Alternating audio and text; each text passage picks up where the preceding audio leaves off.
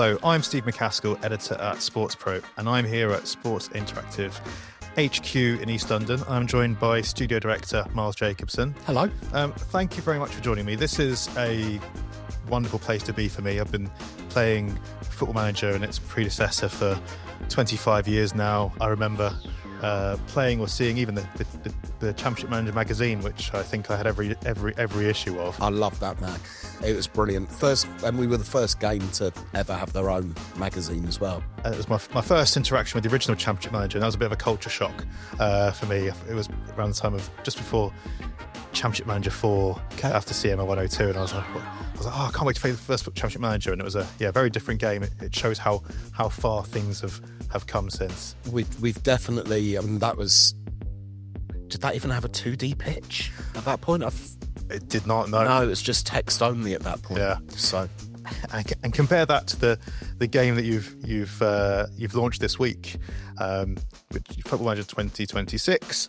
It's been a few decades of evolution. There's been many leaps forward. There's been iterative improvements, more significant. But it's fair to say this is the most significant advance in at least a generation, maybe ever for I the think series. I think it's the biggest leap since we went from CM3 to CM4. It's that big because the UI, the user interface and user experience is so different with what we've done with the UI. And every other time that we've made a change, apart from when we went from Champman to Football Manager, which was obviously a name change thing as well, we've always, like, each version of the game is always kind of the previous one plus, whereas this really is, it's a sequel to what we've done before, and it's the first part of what will hopefully be a 20-year journey with this next part of the Football Manager series, rather than the 21st version of Football Manager. So it's both a very exciting time and quite a nervous time as well. As a player of the series, kind of aware of what's being included in this. But for those who aren't as familiar with your games, tell us why this is such a big leap forward, why this is such a big deal for you as a company. So from a technology perspective, we've used the same engine, and a game engine is basically the thing that runs it. If you've got a PC, then you've got Windows is kind of the engine behind that, right? But every game requires an engine. Every bit of software requires an engine to be able to run. And we'd used our own internal engine for the last 34 years. And we were struggling to keep up, really, with the modern day equivalent engines, and made a decision a few years ago that we were actually going to stop working on our own engine. Because if you can't beat them, join them, right? And there are a couple of engines that you can buy as a games maker. One of those is called Unity, and that's the engine that we've decided to work with. So with Unity, it actually works on a different programming language to the programming language that we're used to. We have ways of still writing things in the language called C++, and then it can get converted up. We are able to do things on the UI where we're doing them in a bit of software, and that gets converted up. But there's been a lot of work on what's known as data exposition, which is where we've taken the C++ code and exposed it to the C# area. So probably a little bit too technical there. But that engine has meant that we've had to rethink everything, the engine change. And certainly when it comes to the user interface as well, we've started from the ground up on that to come up with something that we think is a great modern user interface. The benefit for the consumer with these changes is really the game's a lot prettier. The graphics and the match engine are a different level to where we had them before, and the animations as well are just a huge leap forward. So there's benefits for everyone in the mix, but it's been very complicated getting here. It's been a difficult path, and just delighted now that people can actually play the game. Why did you feel it was necessary to make that jump? I mean, Football Manager players, they don't want it to, just be black and white, but they're very there's a core group of people who just want, they're very happy to look at statistics, very happy to look at a 2D match engine. Why do you feel it's necessary to make that jump to something more advanced graphically, for example? Honestly, I think that with FM 22, 23, 24, it was starting to get a little bit stale. What we were doing, and there were lots of things that we wanted to do to try and break through that barrier, and our engine wasn't capable of it. And the decision that we had to make was, do we bring in lots and lots and lots of people to work on improving our engine and taking it up to the next level? And it's a market where you can't really compete with the likes of Unreal and Unity when it comes to hiring people, because why would someone want to work on an engine that's going to power one game when they can work on an engine that's going to power hundreds, if not thousands, of games and films and other things? So it was a bit of a, if you can't beat them, join them element, because we just couldn't compete with what they were able to do and the speed that they're able to do it. Now, the sports video games are probably the last genre that adhere to an annual development and release cycle because of it's because of the seasonal nature of sport. Now, you talk about this being a challenging process, and of course that there was a delay to it. Football Manager 2025 wasn't released because of the scale of the project. Well, it wasn't released because it wasn't good enough. Yeah, we the changes that we made to the user interface and the user experience actually made it harder to play. You couldn't find anything in game. We tried to be too clever with it, so we cancelled the game because I wasn't prepared for people to go out and spend their hard-earned money on something that we thought was rubbish. So thankfully we fixed that in the last 12 months to have something that's great. And we're talking a bit about how Sports Interact's become a partner for the footballing world, and how you work with clubs and leagues. But obviously, there's how did your partners react to that news? Some were more supportive than others, but at the end of the day, none of our partners wanted a rubbish game out there. And when I say rubbish, that's rubbish to our standards, maybe not rubbish to everyone else's standards, but it just wasn't good enough. So, they weren't the easiest conversations to have with all of the partners, because it's not just about the football partners, it's also about the technology partners. It's about the subscription platforms that we're on, because we're on Netflix, we're on Apple Arcade, we're on Game Pass. And yeah, there was a lot of explaining to do, and there was a lot of mea culpa, but I took full responsibility for the fact that it wasn't good enough, and I'd made the decision with the support of Sega, our parent company. And if someone who is working on the game directly, in myself, it's the person that's making that decision, and they're sitting down there with one of these huge companies and going, the reason I've pulled the game is because your consumers wouldn't enjoy it. It's quite an understandable message. So even though, there was a big financial element to it, I think everyone understood because no one wants something rubbish out there. If we talk about the game now, and you made all you had opportunity to put it right, put something you're proud about out on the market, and there are some really quite noteworthy additions, and for us, is the addition of women's football, perhaps being the one of the headline. I'm not going to call it improvement because it's an entirely tiny thing. Now, before it was suggested that adding women's game wouldn't have been commercially viable, or would have been feasible. What was the thinking behind adding the world of women's football to the game? Was it because you saw a commercial opportunity, or because it was something you thought would add to the game, or something you just felt was the right thing to do? Why did you do it, and what was the scale of adding that to the game? So I was speaking at a conference where I sat there and said that it wasn't commercially viable. And when I came off stage at that conference, 3 of the Lionesses came up to me, sat me down and said, it's never going to be commercially viable unless people like you actually help us push through the glass ceiling. And they were absolutely spot on. So we started working on it or came up with plans to work on it and ran some numbers. And at that point, the numbers still didn't make sense, but they make more sense now that we're actually delivering it a few years down the line. So I think the reasons that we added it are, one, it's football. And we have lots of leagues inside our game that aren't commercially viable when you look at them in that raw format, but the game is the sum of all of its parts. So we looked at how women's football was growing, and I think,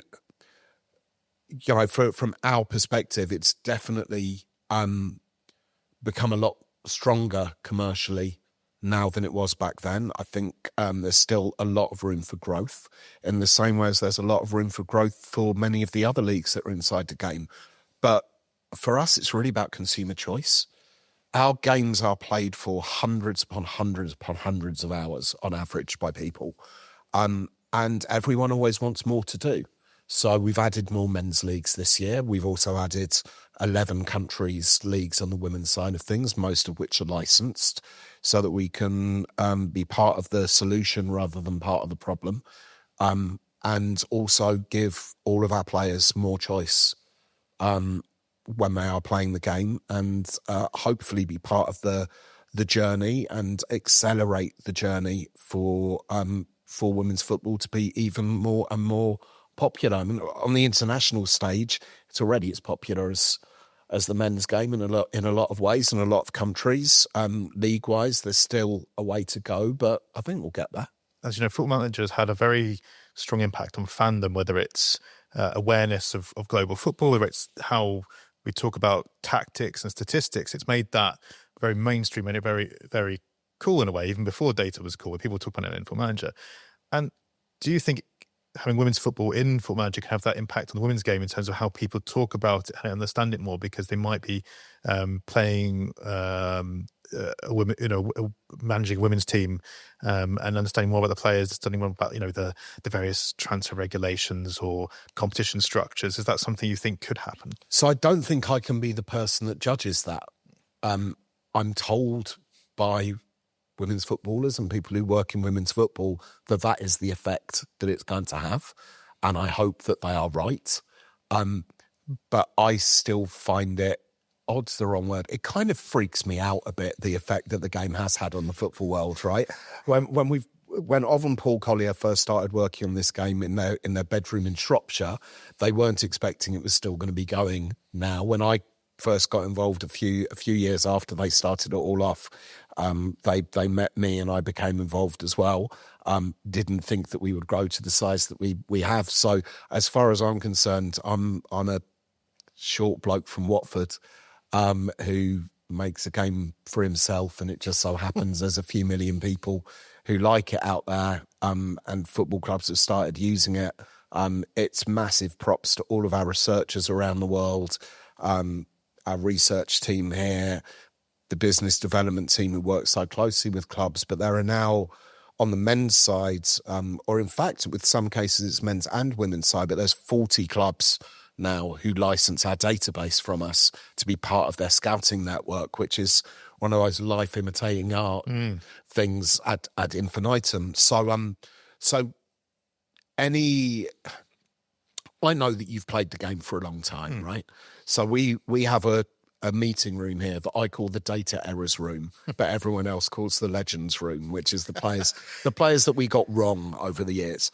If we can make anyone or help anyone become a household name off the back of the game, then we're winning, really, with what we're doing. So whether that be a male player or a female player, as long as we're getting it right. If people can learn about someone when they're 16 and becomes a world superstar when they're 26, we've been known for doing that for a very, very long time, and I would love that to be the case on the women's side as well. Yeah, there's a rich cultural tapestry of players who are fantastic in game and haven't quite lived up to the superstar status they have digitally. Not for a while. Not for a while. So we have a lot more checks and balances in place now, and our strike rate's a lot higher. But I also want to say on that last question, and I'm being asked about women's football a lot, and that's great, that it's just football. For us, this is about expanding our football universe. It's not really about making a statement. It's not about doing something that deserves a pat on the back, because it's quite the opposite, right? We were part of the problem. We were too late to the party on this. So it's great that we're doing it now, but inside the studio, it's one game, it's one sport, it's football. A good time to talk about the database in general. I mean, how do you feel when you see people within football citing the database? I know you have deals with data providers, you have deals with clubs. So how does that? How do you feel that people using it, you're working that way? And how do you feel when you see professional scouting tools that look an awful lot like Football Manager? I think we've inspired quite a lot of people in the space. So as long as they're not stealing our data, and some of them have done in the past, but as long as they're not stealing our data, I'm fine with that. I mean, it's the biggest compliment that we can be paid, because if people in football understand the look of our game to the point that someone else is ripping it off for their tool, we must be doing something right. We love the fact that so many people who work in football play the game, because we can use that to get feedback from them to help make the game better. And it's a very important part of what we do, the relationships that we have with clubs, the people that we're able to bring in. If you look at the new tactics module inside FM26 with possession and out of possession formations as well as instructions, that came about because we were asking managers at the super high level to show us their team talks that they give to players regarding tactics. And all of them were showing two different formations. And it's like, well, we probably need to do that as well.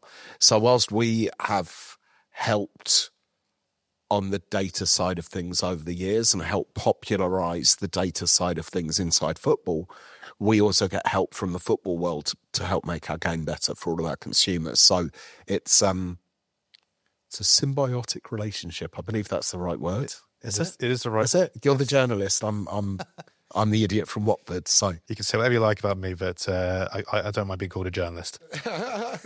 Let's talk licensing and how that's become a bigger factor in the game. I mean, we very briefly mentioned the original Championship Manager, which didn't have player names for the first version. Yeah, sorry, the very first version. The very first one had no player names. It was added over time, and then real players were named, but there weren't. There was no sort of formal relationship with leagues and clubs beyond, I guess, what you get with the FIFA Pro license for player names. We didn't even have a FIFA Pro license back then, and the Champman days.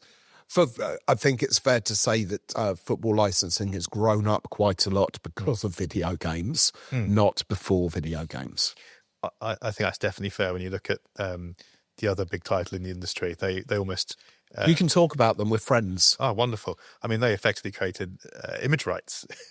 That's how impactful this has absolutely this has been. But we've seen a slew of agreements in past decade and a bit with leagues and with federations and competitions.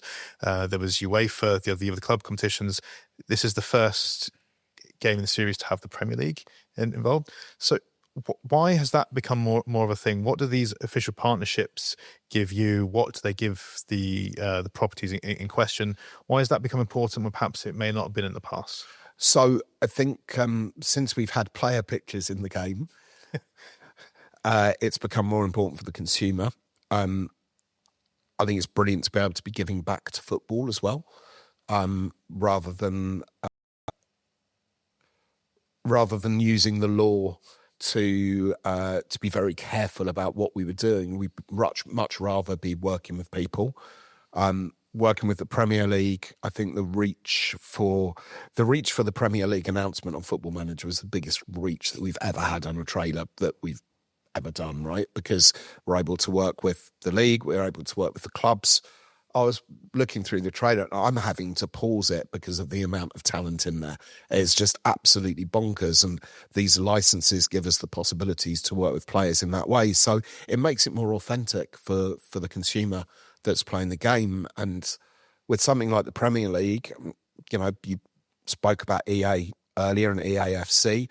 They have an exclusive license with the Premier League, but we don't see each other as rivals. We're friends. I think, we enjoy playing EAFC, they enjoy playing Football Manager.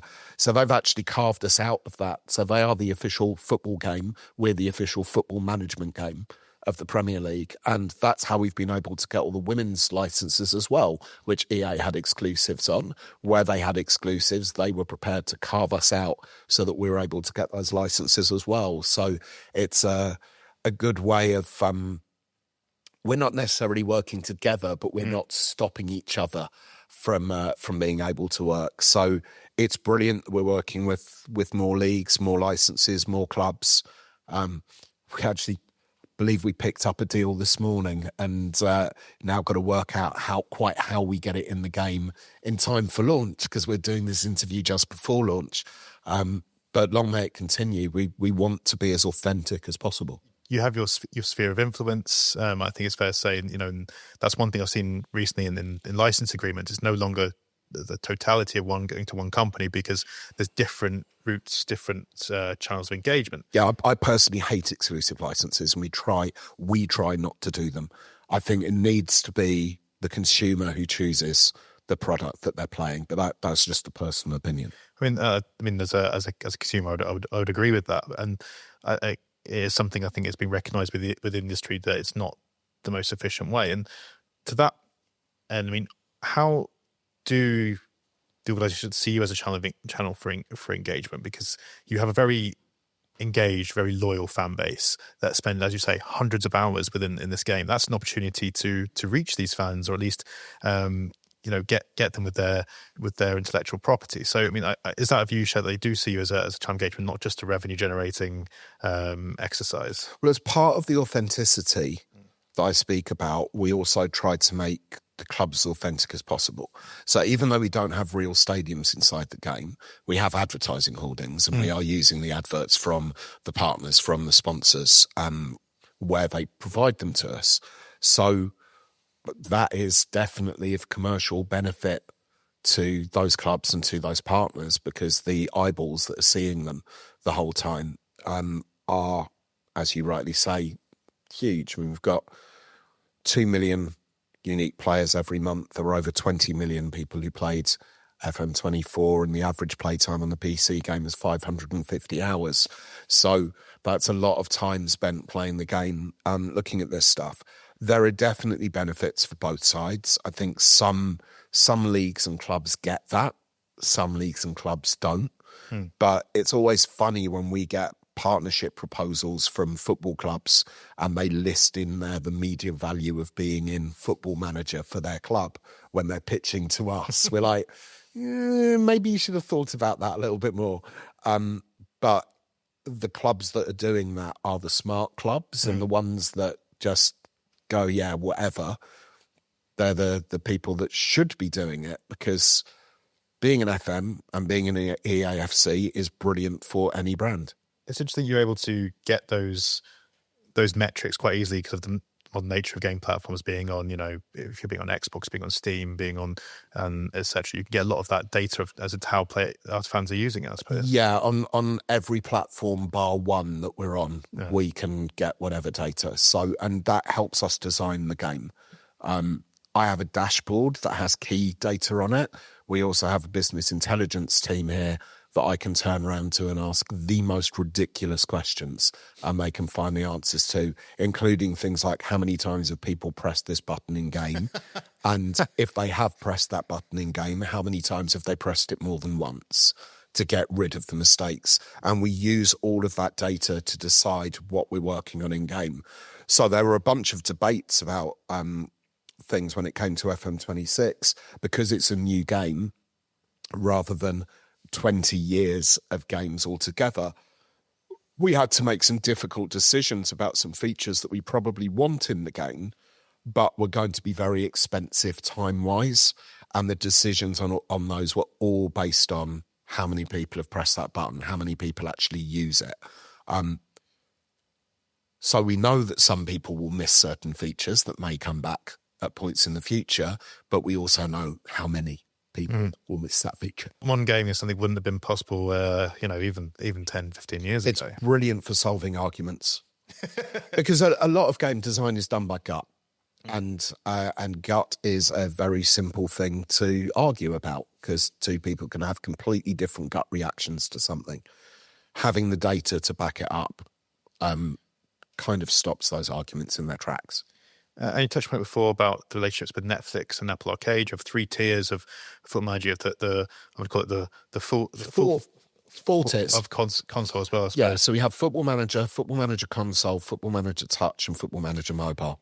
And why did you decide to partner with Netflix and Apple Arcade, and what was the benefit of doing that for you as a business? So in both cases, they were games that we were deciding whether we were going to continue making or not. And in both cases, a very large organization came up to us and said, if you were ever thinking about changing a business model on that, we'd be really interested. So that was kind of the starting point. But this could be quite a long answer. I used to work in the music industry a long time ago. When I first started at Sports Interactive, for the first few years I was at Sports Interactive, I did both. And I saw the music industry making mistakes in the 90s when it came to music being shared on computers in universities that then became these illegal networks down the line. And they ignored it, because I actually did have a fax at home for a long time until it carbonized over, that said, we're not worried about this because it requires the internet and we don't think the internet's going to catch on. So we saw those mistakes being made. And then throughout the next decades, Netflix came along and disrupted the film industry in the same way. And the film industry sat there and went, you're evil. And then, okay, you're now the only option, so let's work with you. When we first started hearing about what Google were planning to do with Stadia and what Microsoft were trying to do with Game Pass, I decided that we should embrace them and set up a bus that got a lot of people on that bus internally and at Sega side. And we're not going to see this as a problem. We're going to see this as an opportunity. And by taking that opportunity of working with partners like Netflix, like Apple, like Microsoft, like Sony, and Epic as well with their free game weeks, we've changed our business model. So 5 years ago, we had 2 million players. Now we have 20 million players on FM24. Now, we're not making 10 times the revenue because that's not how these models work, but we're doing pretty well out of it. And if you were to go in and talk to some of our new licensing partners, one of the reasons that I expect they'll give you is their reach is way bigger. So therefore, we wanted to work with them. And they're right, it is. So it's kind of helped us. It's helped us get to more people. It's helped us to entertain more people. And it's paying for itself and more. So for a game like ours, it works really well. It won't work for some kinds of games. It won't work for a game that is a 8 to 10 hour adventure game and you're done, right? Because there's no replayability factor in it. But for us, we're seeing a lot of people trying the game for the first time. We're seeing a lot of people fall in love with the game for the first time. And we're seeing people playing it throughout the year on those platforms. So therefore the platforms are happy because they want to retain as many consumers as they can. And if there's product on their platform that makes people want to come back, then that's a pretty good way to retain them. So it's worked really, really, really well for us. We've got a much bigger audience. It's kind of scary though. Like the anticipation that we've had for FM26 this year in the run-up has been like nothing I've ever experienced. The pressure that puts on is huge as well. But we're incredibly lucky to be in this position. So yeah, just enjoying it. Another thing that's happened recently, I mean, again, I'm not going to fill this with anecdotes about how I used to play the game, but, trying to get a network game was it could be a challenge, in the early days, just with technological limits. Yeah. Now there's moves, Football Manager's entering the world of esports, and it's partnered with FIFA on that. There's other competitions. How do you view esports as an organisation, and what is the relationship with FIFA? My things about esports have changed massively in the last couple of years. I don't play games where you shoot people, right? It's not something that I want to do in my life. So I don't play those games. I respect the people that make them, and they look incredible, and I will watch other people playing them. It's just not something that I want to do. And those games have obviously done well as esports, as has Fortnite, as has EAFC. I didn't see a place for Football Manager in that. Football Manager tends to be a game that you play single player. The majority of our players play it single player and play it for very long times. So when we started working with FIFA E on the Football Manager World Cup, they came to us and said, we can make this work. And I went, ho. Never going to happen, but why not? Let's give it a chance. Then when I was at the first tournament, when I was at the final, when it was all finished, I went and spoke to the crew. And I got pretty emotional during the final. I was very glad that the camera wasn't on me for the whole time, because I'm not the most emotional of people in the world. And there I was holding back a couple of tears. I just went up to the crew at the end and said, I thanked them, obviously, and said, what you've managed to do today is take a single player experience, a lonely experience, and turn it into something that was like watching a sport on TV. And I realised at that point that Football Manager can be played in a competitive way, and that it can also be really, really exciting to watch, even without the personalities that some of our streamers have, where people tend to be watching the game because of the personality more sometimes than the game itself. So I'm now a big believer in esports. In the past, Sports Interactive, that you partnered with some other sporting projects like Out of the Park Baseball, when you signed Hockey Manager. Do you have any desire to create a game that isn't involved with football? Is there something you'd like to take on, even as a hypothetical? Not this week. It changes at times. There are other sports that we would like to make games for, but it's not necessarily possible in some of them.